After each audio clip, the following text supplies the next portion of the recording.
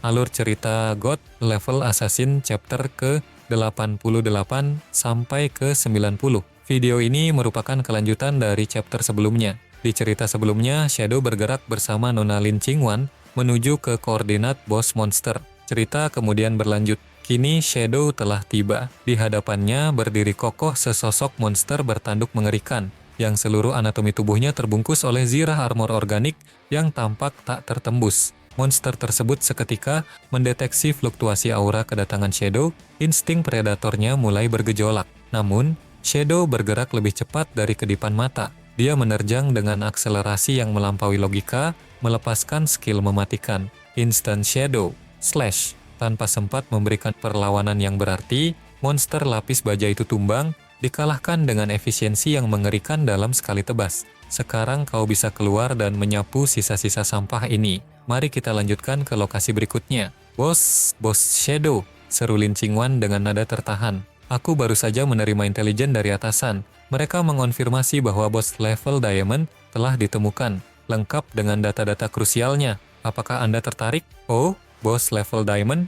Shadow menoleh perlahan. Katakan, aku ingin mendengarnya. Sang bos bersembunyi di jantung gunung berapi purba. Namanya adalah Nightmare Hellflower. Mendengar nama itu, batin Shadow bergetar hebat. Nightmare Hellflower. Inilah entitas bos yang di masa lalu menjadi pemicu krisis besar pertama yang mengguncang otoritas pemerintahan Great Xia. Kala itu Great Xia menjadi tumbal ambisi kekuatan asing yang memanipulasi Nightmare Hellflower untuk membantai lebih dari 100 pemain profesional dari jajaran elit pemerintahan Shanghai. Tragedi itu mengakibatkan wilayah Shanghai jatuh dan diduduki selama setengah tahun, memicu kekacauan berdarah yang menelan ribuan korban jiwa. Aku ingat dengan jelas siapa dalang di balik semua ini. Namanya Theodore. Shadow kemudian menatap Lin Qingwan dengan tajam. Bukan kalian yang pertama kali menemukan lokasi bos ini, kan? Nona Lin terkejut.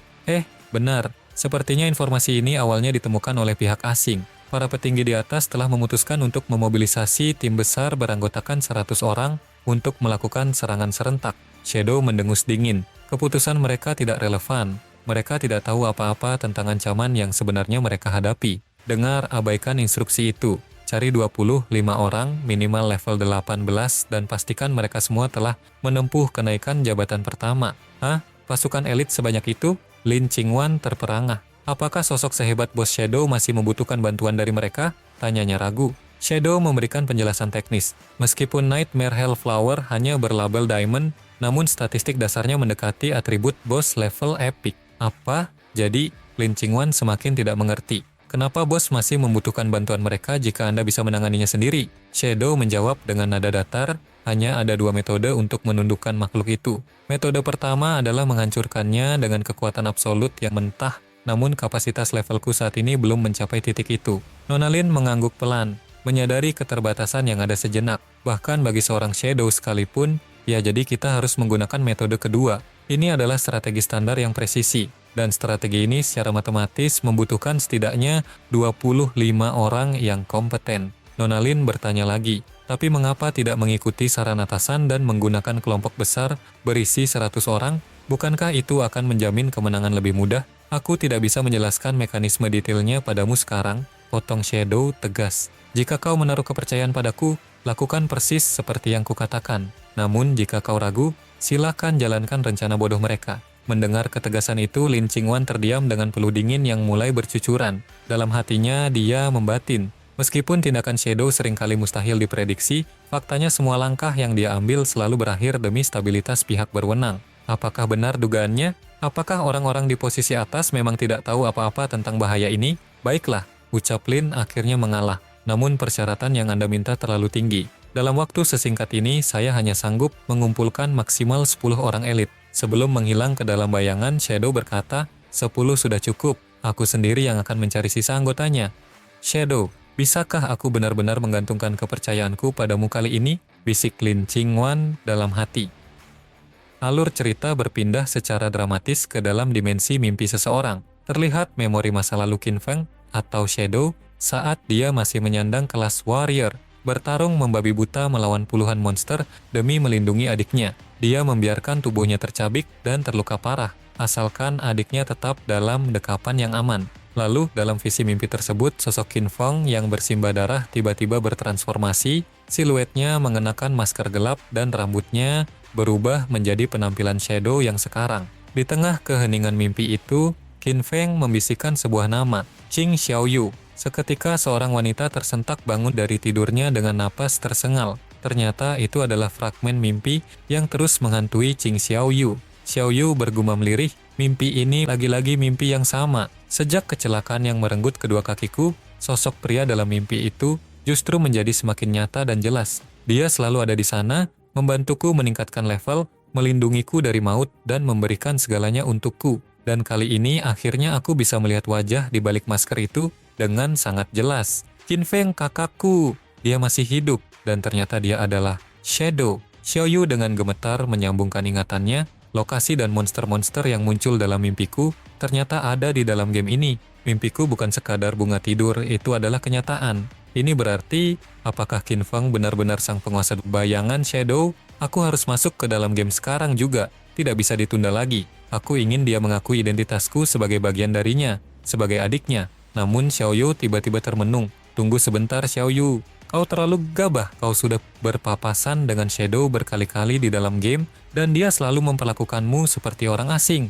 Ini membuktikan bahwa meskipun dia benar-benar Qin Feng, dia memiliki alasan kuat untuk tidak ingin mengakui keberadaanmu sekarang. Lagi pula, jika kau mengklaim Shadow adalah saudaramu, siapa yang akan percaya? Kau hanya akan dianggap gila. Bahkan, informasi ini bisa membahayakan nyawamu sendiri jika jatuh ke tangan yang salah. Apakah kau sudah lupa? Tragedi itulah yang membuatmu kehilangan kakimu. Kenangnya dengan rasa perih. Rasa sakit dari memori masa lalu itu kembali menyengat batinnya. Di sisi lain, sebuah suara batin terus menguatkan, ini adalah harapan terakhirmu, Xiaoyu. Kerahkan segenap keberanian yang kau miliki. Xiaoyu mencoba menghapus air matanya dan menyemangati dirinya sendiri dengan sisa kekuatan yang ada. Dengan tekad yang bulat, Xiaoyu melakukan proses login ke dalam dunia virtual. Begitu memasuki game, dia disambut oleh ketua guildnya yang bernama Chen Wuming. Ketua Chen bertanya dengan nada heran, Xiaoyu, kenapa kau tiba-tiba memutuskan untuk ikut bermain hari ini? Meskipun di dunia ini kau bisa berjalan, kau tahu bahwa poin atributmu akan dipotong menjadi setengah karena kondisi fisikmu di dunia nyata. Lebih buruk lagi, koordinasimu bisa terganggu dan membuatmu sering tersandung. Kau tidak lelah jatuh terus-menerus? Menurut pendapatku, lebih baik kau fokus pada pemulihan di dunia nyata dan tidak perlu memikirkan soal utang pinjamanmu. Xiaoyu menunduk, saya mengerti ketua. Terima kasih atas perhatiannya. Namun, saya ingin memberikan kontribusi sekecil apapun bagi guild sebagai bentuk balas budi atas semua kebaikan kalian. Aku ingin terus menjalankan tugas menjaga gerbang untuk sang penguasa bayangan. Chen Wuming tampak tersentuh mendengar dedikasi itu. Aku sangat terharu Xiaoyu. Baiklah, aku akan membantumu di sana. Lagi pula, itu memang pekerjaan yang paling kau kuasai. Terima kasih banyak ketua, jawab Xiaoyu tulus. Tiba-tiba, antarmuka sistem Chen Wuming berkedip. Dia menerima sebuah pesan pribadi dan berseru kaget, Shadow mengirimiku pesan. Isi pesan itu singkat namun menggetarkan. Chen Wuming, apakah kau tertarik menjadi orang pertama di dunia yang menjatuhkan Diamond Boss? Mata Chen Wuming berbinar liar. Aku menginginkannya. Bahkan aku memimpikannya setiap malam. Bos, aku akan segera menemuimu sekarang juga. Dalam kegembiraannya yang meledak-ledak, Chen Wuming berlari terburu-buru hingga tanpa sengaja menyenggol Xiaoyu sampai terjatuh. Maaf Xiaoyu, aku harus segera pergi karena urusan ini sangat mendesak, teriak Chen sembari menghilang di kejauhan. Jangan terburu-buru, carikan aku 2 orang lagi untuk melengkapi tim. Yang satu harus memprioritaskan keselamatan di atas segalanya, dan yang lainnya adalah sang mawar abu-abu. Pastikan keduanya tiba di Shanghai untuk menemuiku dalam 3 hari ke depan. Chen Wuming yang menerima instruksi tambahan itu segera menjawab dengan penuh rasa hormat. Siap, aku akan segera laksanakan perintah Anda. Cerita lalu berpindah menyorot barisan hidangan yang tertata rapi di atas meja kayu. Yao Heiji yang lebih akrab dikenal dengan julukan Little Black bergumam penuh kekaguman. Aku sama sekali tak menyangka bahwa buku yang diilhami ilahi ini memiliki kapabilitas untuk meramu berbagai mahakarya kuliner yang begitu menggugah selera. Benar-benar di luar nalar. Tanpa membuang waktu akan segera kumulai perjamuan ini, serunya antusias. Namun secara mendadak, keheningan itu hancur saat seorang wanita menerjang dan menendang pintu hingga terbuka lebar. Dia adalah Kapten An Yu.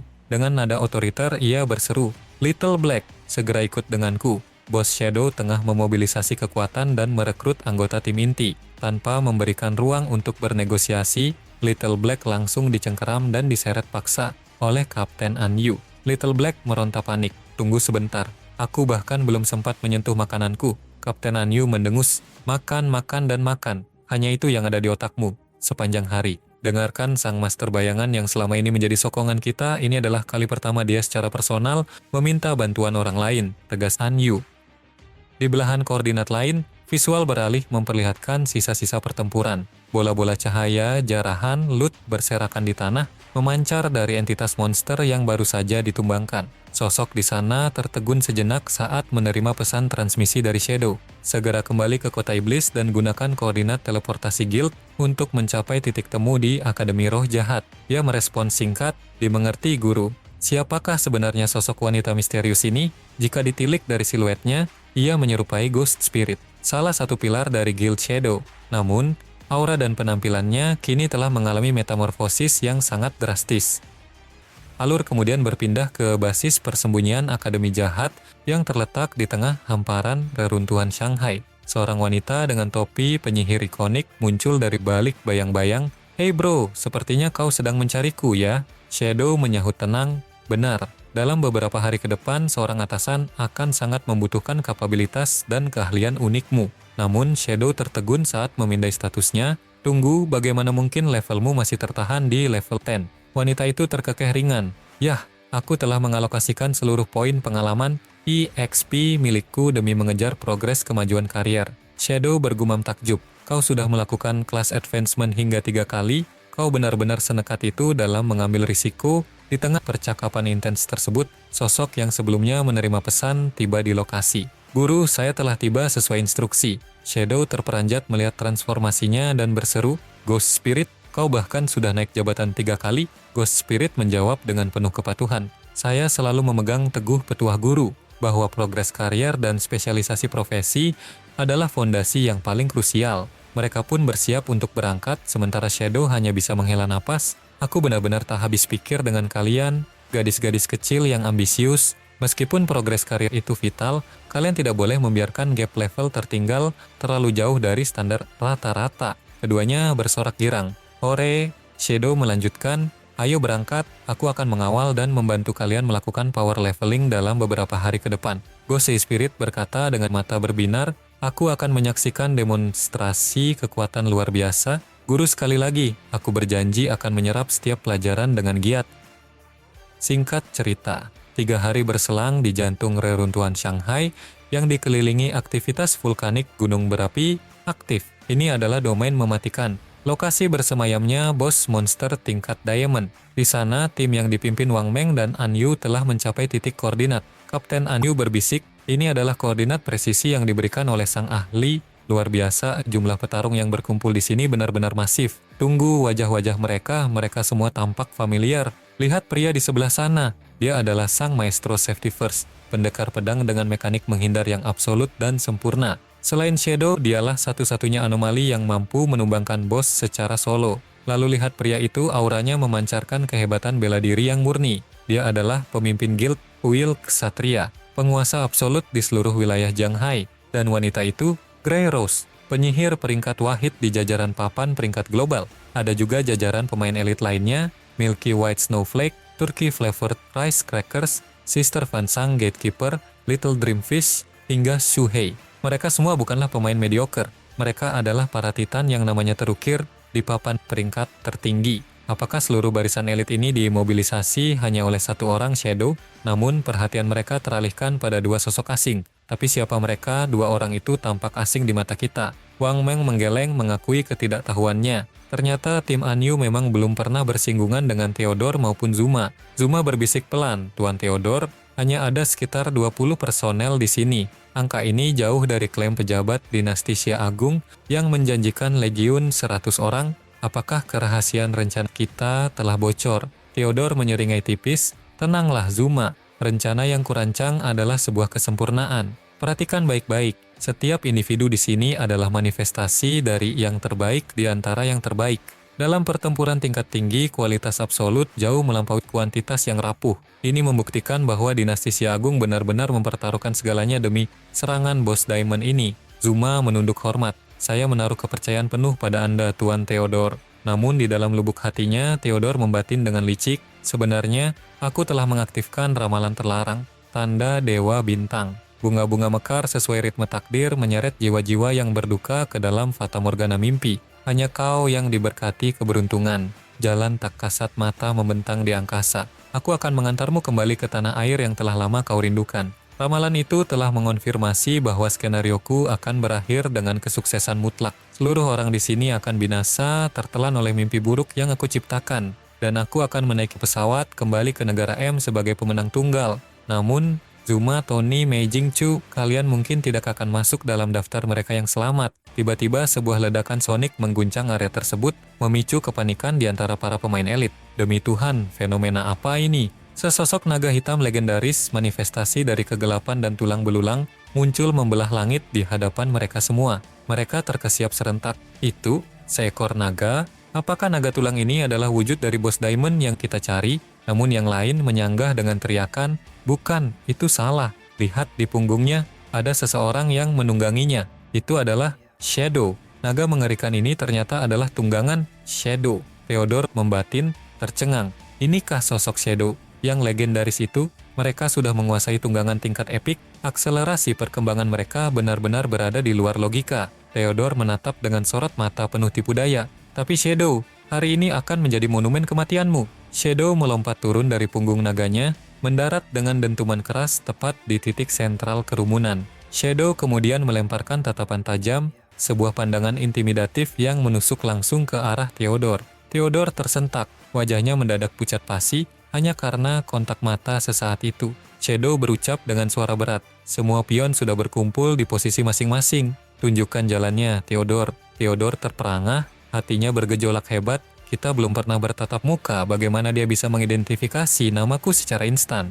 Tetap tenang, ada ribuan cara baginya untuk mengetahui identitas pribadiku. Jangan biarkan auranya menghancurkan mentalmu. Theodore akhirnya bersuara, mencoba menguasai keadaan. Baiklah semuanya, ikuti langkahku.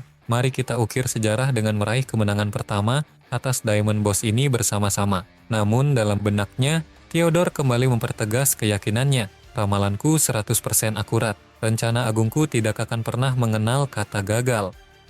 Di sisi lain, jauh di dalam kedalaman gua yang menjadi sarang monster tersebut. Ketiga bawahan setia, Theodore bersiaga. Namun Tony dan Nona Mei-jing justru tampak asik memadu kasih di tengah ketegangan. Pak Chu yang terpaksa menjadi saksi mata yang canggung, akhirnya menegur. "Hei, hentikan aktivitas kalian." Rombongan itu sudah mulai bergerak masuk.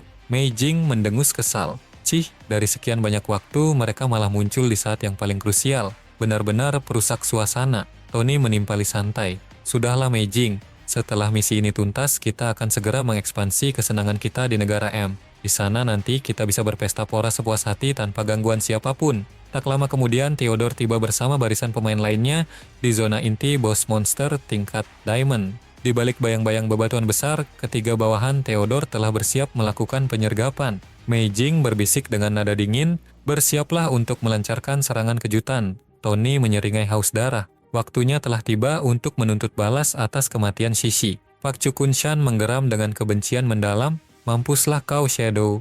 Aku akan membalaskan dendam istri dan anak-anakku dengan darahmu."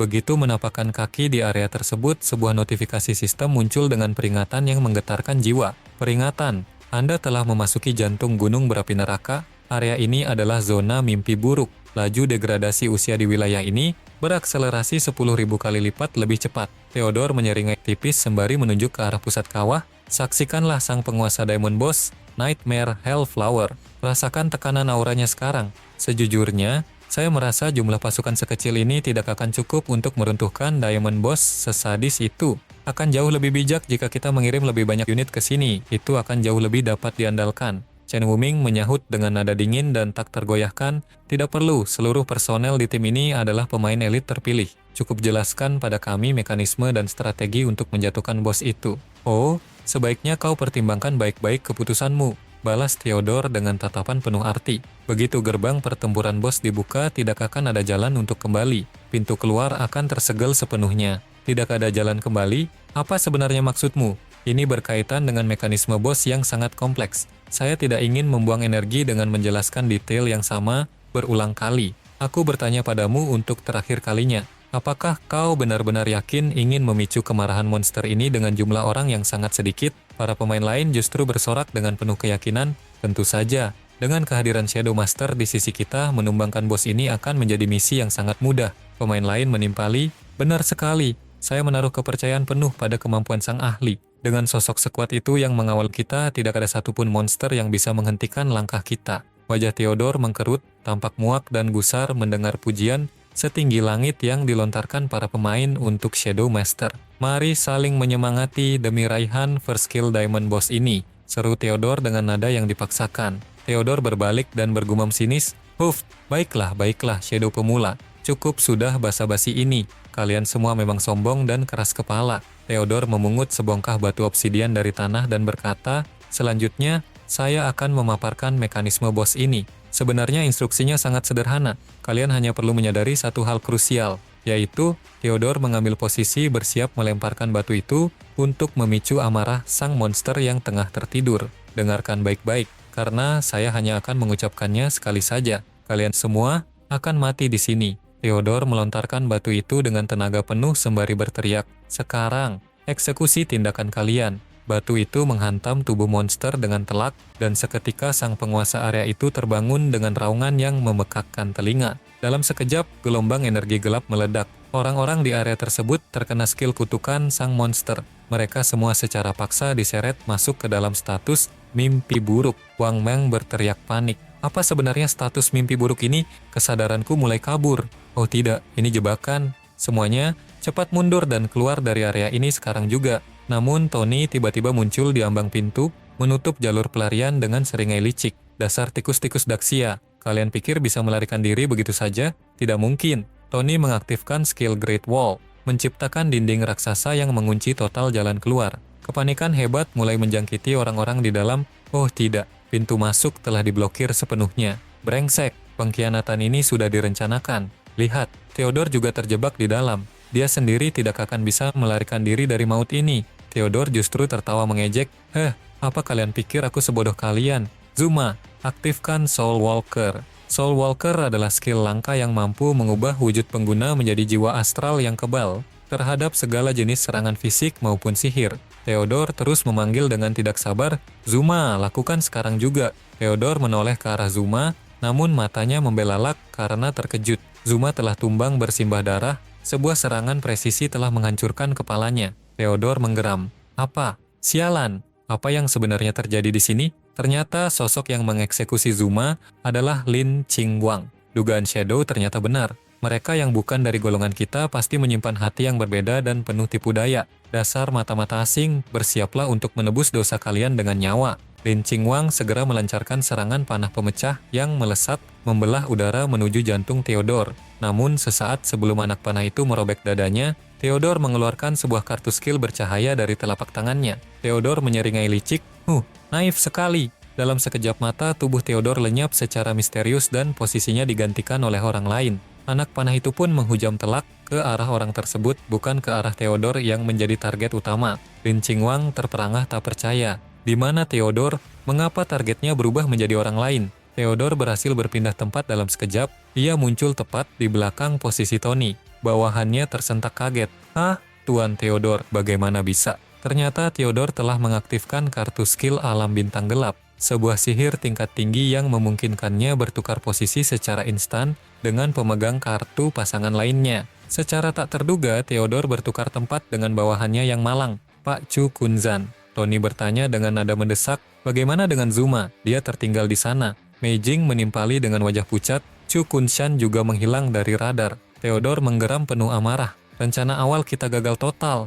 Aku curiga Chu, pria dari Great Xia itu yang telah mengkhianati kita dan membocorkan informasi. Tony menyahut dengan penuh kebencian. Apa? Orang-orang Xia sialan itu memang benar-benar tidak bisa dipercaya sedikit pun. Theodore segera mengakses menu sistem. Mari kita keluar dari game sekarang. Log off paksa. Akses penerbangan telah dipulihkan. Benar kata pepatah, Mereka yang bukan dari golongan kita pasti memiliki hati dan niat yang berbeda. Kamera cerita lalu beralih ke dunia nyata. Di dalam kapsul gaming diperlihatkan tubuh Zuma dan Chu Kunshan yang masih terbaring kaku, namun kesadaran mereka kini telah terperosok ke dalam alam mimpi buruk yang menyiksa. Theodore berbisik dingin, mereka telah tewas secara digital di wilayah bos dan terseret ke dalam mimpi buruk abadi. Tidak akan ada yang bisa menyelamatkan mereka sekarang. Sangat disayangkan tentang Zuma, tapi setidaknya Shadow dan pasukan elit Grazia juga akan binasa di sana. Dalam lubuk hatinya yang paling dalam, Theodore bersorak puas. Ramalanku semuanya sedang terwujud selangkah demi selangkah. Kali ini, kerajaan Xia Agung pasti akan menderita kerugian kekuatan yang sangat masif. Setelah kita kembali ke negara M, kita akan mengirimkan pasukan elit dalam jumlah besar untuk menyapu bersih kemenangan ini. Xia Agung pasti akan menghadapi kehancuran total. Apakah yang sebenarnya akan terjadi di dalam sarang monster tingkat diamond tersebut? Apakah Shadow bersama tim Wang Meng dan An Yu juga akan benar-benar terseret ke dalam alam mimpi buruk tanpa ujung? Kisah ini semakin mendebarkan untuk kita nantikan. Sampai jumpa di chapter selanjutnya.